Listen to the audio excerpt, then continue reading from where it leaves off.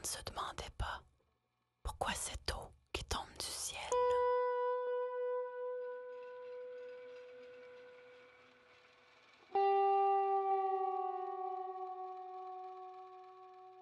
Quand l'enfant était enfant, il habitait son corps, et ses bras, et ses jambes, et son cœur n'étaient qu'un.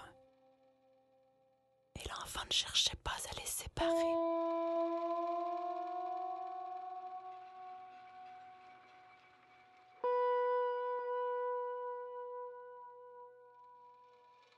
Quand l'enfant était enfant, chaque jour l'enfantait simplement, comme un jeu dont on connaît déjà les règles en naissant.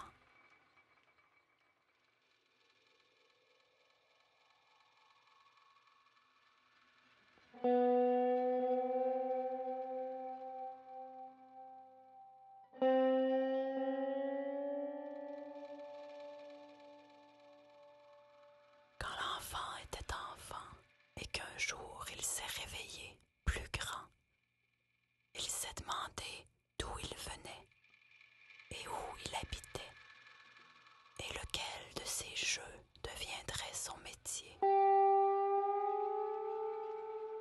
Quand l'enfant était enfant, quand l'enfant était serpent, quand l'enfant était enfant, quand l'enfant était serpent, enfant, serpent, enfant, serpent.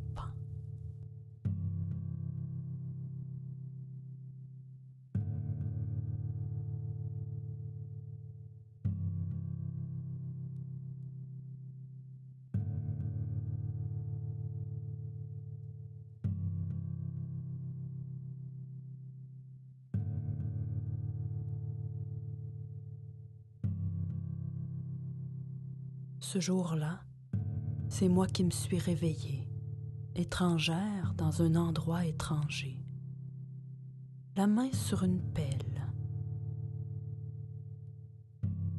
Il y avait bien une histoire de pelle cassée la veille, et il est vrai que depuis plusieurs années, je rêvais souvent d'un trou à creuser. Mais cet endroit-là, je ne le connaissais pas. Je n'y étais jamais venue.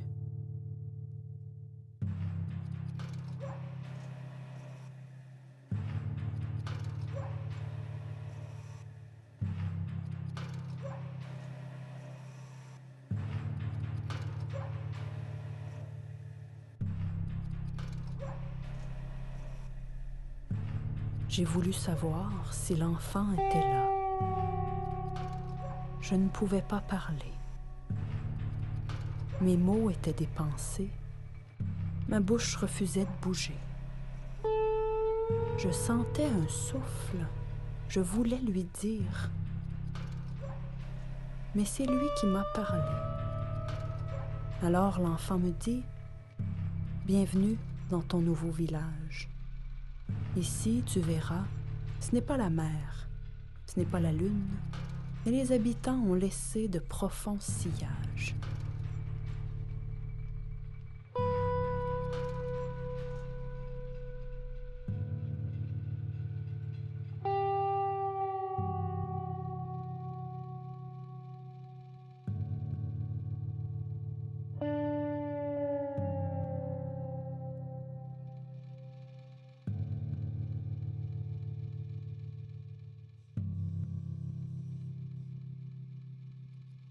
Moi qui avais alors vécu sans vraiment habiter, ici et là, promenant mes nuages, ma pelle, mes livres, mes mots, jusqu'au jour où, après quelques heures de haute voltige, c'est dans cet endroit qu'on m'a déposé. Là, subitement, j'habitais en moi. Ma maison, c'était moi. Je redevenais enfant un peu. Pourtant, j'étais bien loin des parents et des cordons que je m'étais tressés.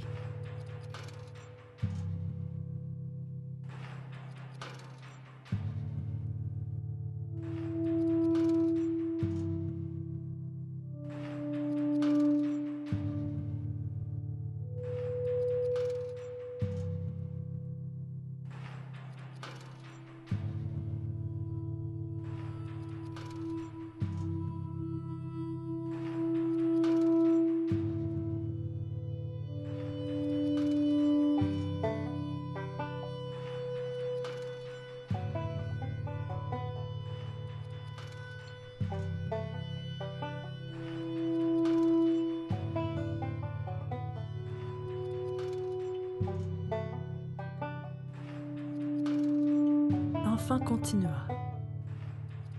Ici, grand-papa regarde mon père travailler, comme il le lui a montré. Et il attend le prochain badaud qui viendra bien jaser.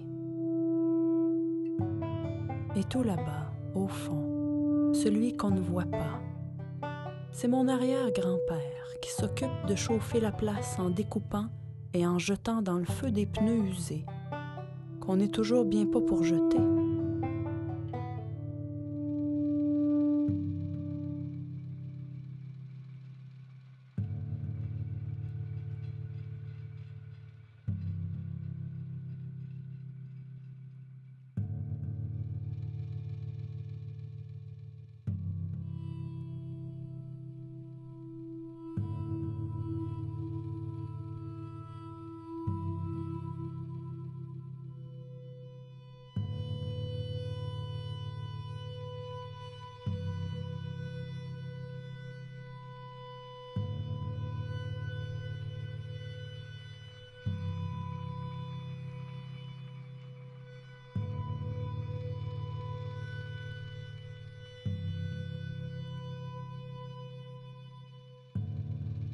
Et l'enfant me dit encore.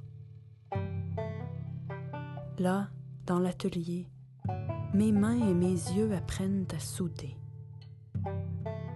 Ici, mon père répare tantôt des boîtes aux lettres qui ne sont plus conformes aux normes de la grande ville, tantôt de la machinerie, lourde et légère, tantôt des bretelles de pantalon, qu'on n'est toujours bien pas pour jeter. Il en fait toutes sortes dans l'atelier.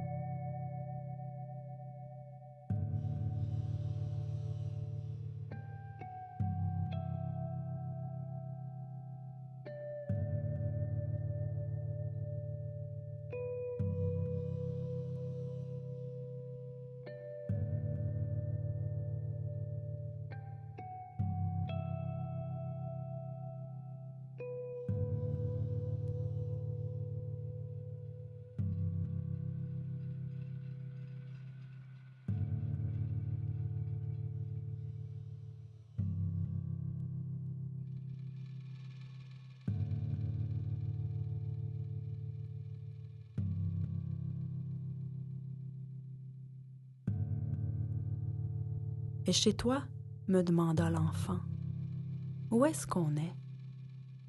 Qui est-ce qu'on y rencontre?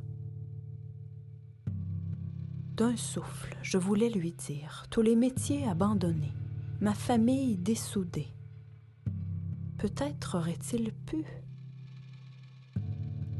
Mais l'enfant avait disparu. Ne restait plus que ma pelle à mes côtés, dans cet atelier un peu plus familier. J'ai senti que d'un coup, beaucoup de choses avaient été enterrées. J'ai refermé les yeux et j'ai vu, comme autant de fleurs dans ces endroits aussi étranges qu'étrangers, tout ce qui pouvait alors m'habiter.